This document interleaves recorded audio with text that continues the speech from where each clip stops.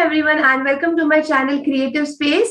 So today we are going to do something very healthy. We have with us a yoga coach who is amazing, who is a specialist in acro yoga and hatha yoga. And without me introducing her, I think first of all, thank you, Shakti Shilpa, for being here for my blog for Creative Space. Please introduce yourself. Thank you so much, Neha, for calling me and inviting me over this platform. It's really a pleasure to be here. So my name is Shakti Shilpa, and I live in Chennai. I have been teaching yoga for a couple of years now, and my journey started with doing yoga in my corporate office, and from then I learned to I wanted to do something about just practicing, not just practicing, because I wanted to, I got deeper into the practice, so which led me to do a training in Madurai. I did a Shivananda Yoga Institute. It's an international organization where I graduated, did my yoga training. And how one thing led to another in my life is so amazing, because I learned acro yoga after that. I was inspired by this fellow teacher who had come to Madurai, and from then I went on to do a lot of trainings in acro yoga, and eventually after like a few years of training, I became a certified acro yoga instructor. There are only a couple of us in India, so it's really nice to be in that space, and to explore different forms of yoga. And I've also done training in Thai yoga massage. So massage was really part of me growing up, because I would give massage to my grandmother and my cousins. So it was very intuitive for me to work with my hands. And Thai massage is part of acro yoga, and that's how I I got interested in that, and I did a training in Thai yoga massage, which is really amazing practice. That's that's pretty much what I do. I also have done like some courses in meditation, and basically I love teaching yoga, and I love to see the transformation that comes across through different people through yoga. So that's what is really amazing, because something that I have experienced, I want to put it out there. So that's. Thanks. Thank you so much, Shakti Shilpa, for collaborating with me. And as you said, acro yoga, hatha yoga, the Thai massage, the technical part, very few people in India, they do it, because I have also explored.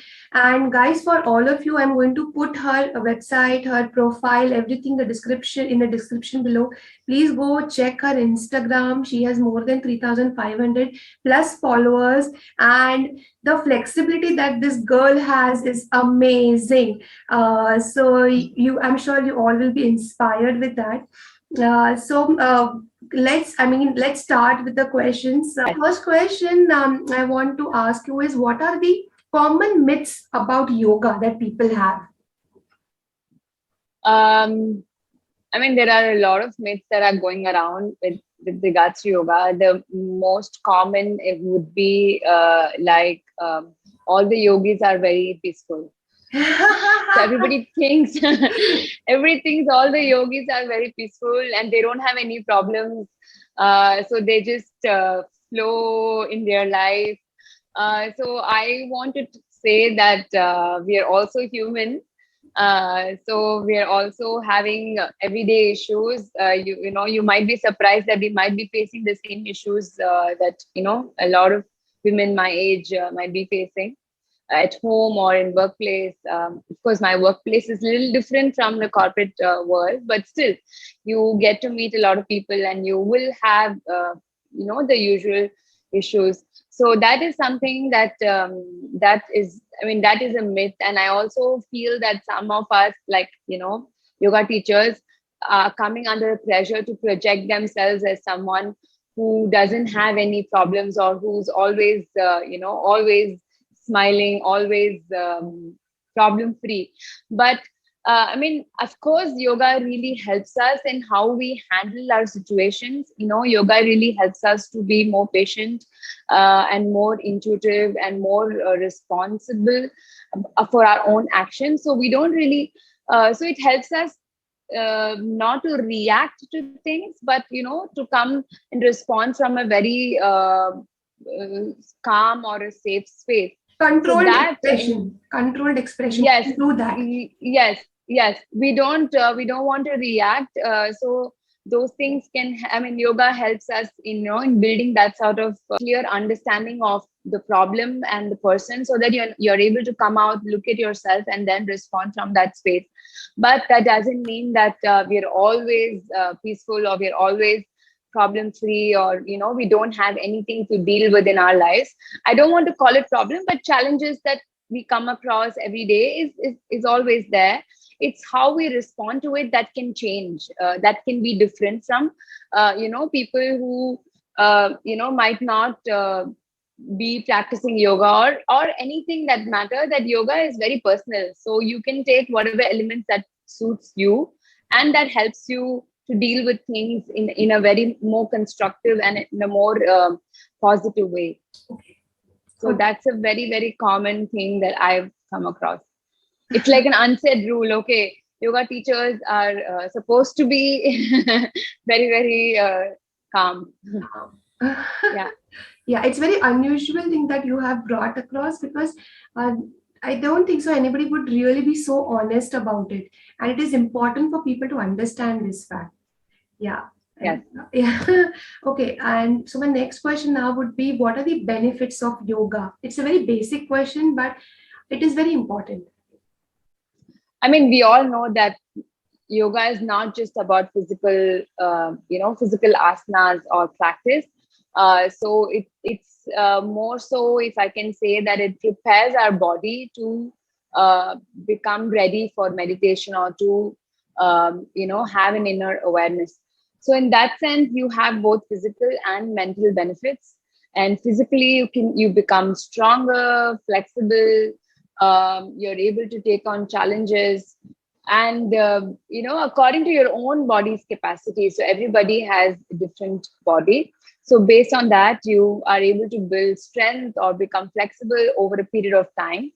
So that is very important. And also mentally, like I said, that you have this capacity to to face anything that comes in front of you. You have the capacity to challenge yourself. You have the capacity to deal with difficult emotions, and of course there are other numerous benefits, like yoga helps in anxiety and depression, and a lot of the physical stress that we all carry in our bodies. Yoga helps us in releasing those stress and anxiety from our own bodies, and then you become more calm, more more easygoing with yourself. So this is a process. Somebody who is very consistent and who's looking at yoga as a process and not something that one needs to achieve, will definitely have a lot of benefits. I've just named a few. There's a lot of different things. People have back pains, issues with Yeah. their alignment, their posture. So physically, there are a lot of benefits, and it also releases, it works on your cardiovascular system, makes you breathing better. So there are a lot of different benefits. So yoga has only benefits. Yeah, it's safe. It's So the most safest thing that you can do for your body. Yes. right, and improves your sleep, and it's a whole package. Yes. It's a whole package. If people are consistent, they definitely will see the benefits in themselves. Yes. Okay. Also, Shakti Shilpa, my next question would be, what are the most common questions that come across to you from beginners who? Let me tell you about one question, one not question, more so they already have made up their mind, thinking, so I am not, like you said, I am flexible, but I'm flexible. I mean, I don't take that as a compliment all the time, because I think some of us are born with some flexibility, like women are more flexible. But if you tell me I'm strong, then I feel like, okay, I've built that strength over time. So what I'm saying is, mostly a lot of people will come and tell me, so I'm not flexible, I don't think I can do yoga. I would like to tell them that not everybody is flexible, and that shouldn't stop them from trying yoga, because that is what should make you try yoga in the first place. Yes, So correct. if you so you to become flexible, you want to try yoga and see where you can be. It's not about I'm not flexible, I don't want to do yoga, but I think a lot of us carry this notion about what flexibility should be. And we're always looking at pictures, people doing crazy postures, or getting into a deep back bends. And so then we think that I'm supposed to be doing all of that, and that's how yoga is, and that's what I should be doing. And that's if I'm not able to do that, I can't do yoga. So I would like to tell them that um, yoga is for everybody. So everybody, whether you have a flexible back or not, it doesn't matter. And it's for every body, every kind of body that you have. Like, I have a different body structure, I have a different structural framework versus somebody else, who's having a completely different framework. Yoga is for everybody. So it's over a period of time, if you're consistent, you will see the benefits, and you will be able to become a little bit more flexible if that's what you are looking for. But I mean, as much as I'm telling I'm talking about the benefits and the results, yoga is not result oriented, it's a process. So as you keep doing and you're becoming more, if you're more consistent with your practice, the results are inevitable. So it's coming, but that's not the goal that you have in mind and then do yoga is about being present and being available to your own self, and to create that window or space for you to reflect on your own self. Uh, okay, so Shakti Shilpa, so now I think the important question would be, or the main part of the blog will be, if you can just show us few techniques, chair techniques, or any other techniques that you would like to share with our viewers for the correct posture, for shoulders, for flexibility. So that would be great. Okay,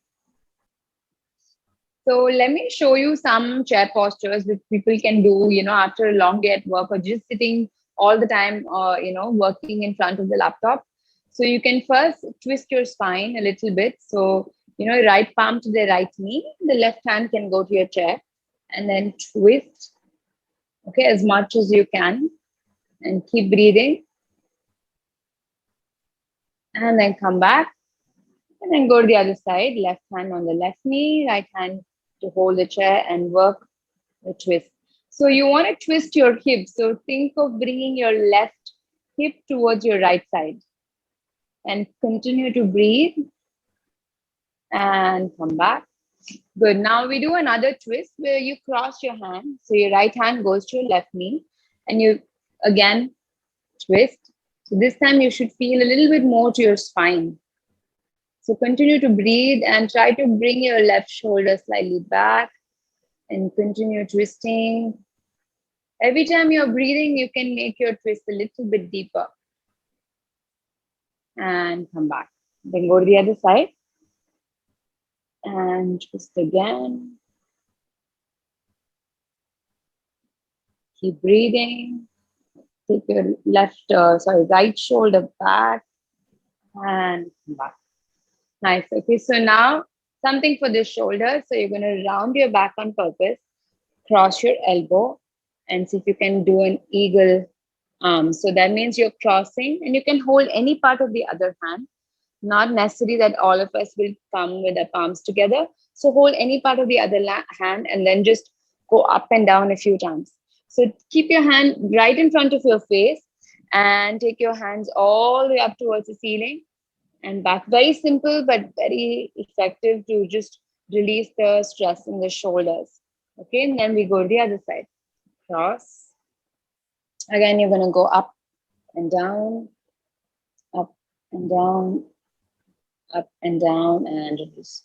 Okay, so now you can hold the back of your chair and just lift. Maybe you can move a little forward and open the chest. Okay, open the chest, draw your shoulders back, and gently look up. And release. Okay. All right. So maybe I'll show you one more. Okay. So one more where you keep your. So basically, if your legs are always hanging, there's a lack of blood flow to the legs, you can just move your ankle a few times, drawing circles, and then reverse, and then probably flex and point your toes a few times. Okay. This is something that you can do. So you're just sitting in the chair, and then you can move a little bit.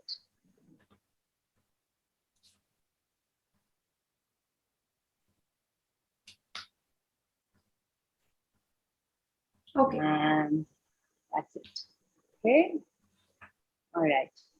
Exercise. Yes, like I said, we carry a lot of stress in the shoulders and your upper back. So what we can do, some of us are always rounding, so you can try to stretch that part.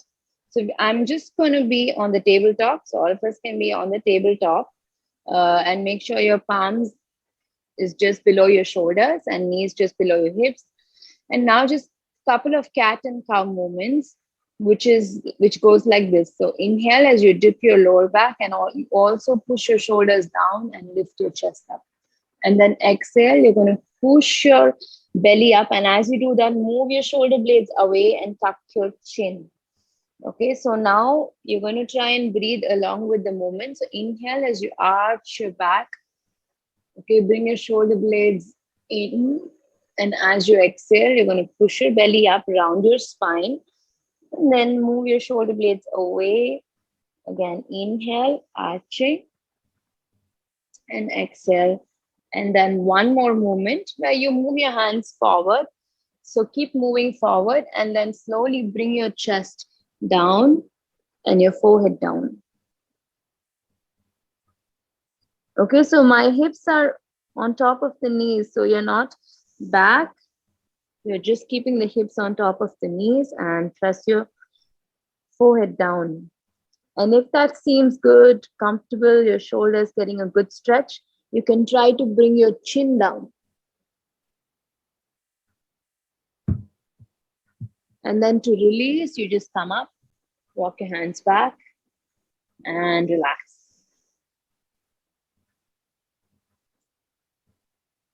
Okay, so I'm going to show you plank because a lot of my strength has come from doing plank, and I also see a lot of people do plank, but the posture is not always correct, Neha. So they think they're doing plank and they think that they can stay longer, but some of them are straining their back or straining their shoulders, which is not okay. So I would say that this is quite simple, but I would say that when you're doing it for the first time, just film yourself or take a picture so you know the alignment. So you're going to start from tabletop. Okay, same as before. Tabletop is aligned, shoulder, elbow, and wrist in one single line. Okay, and then all you need to do from here is stretch one leg back, tuck your toes. Okay, and maintain that line from shoulder, hips, and ankle, and then use your hip strength to release the other leg and go. So this is aligned. If you see, my shoulder, hips, and ankle is in one straight line. Yes. Okay, and again, there's another straight line going from shoulder to the wrist. Okay, so here, what are the common mistakes? They lift their hip up, or they drop their hips down, or they shrug their shoulders. This is the most common mistakes, which can be avoided if you just follow the right technique. And to come out of plank, try not to flop on the belly. Once you're here, some people just flop on the belly. So try not to do that, because then you're putting excessive pressure in your lower back. So once you're done, you feel that you've done enough, the body is begging you to come down, you just bring your knees in and bring your other knees in and maybe relax in child's pose.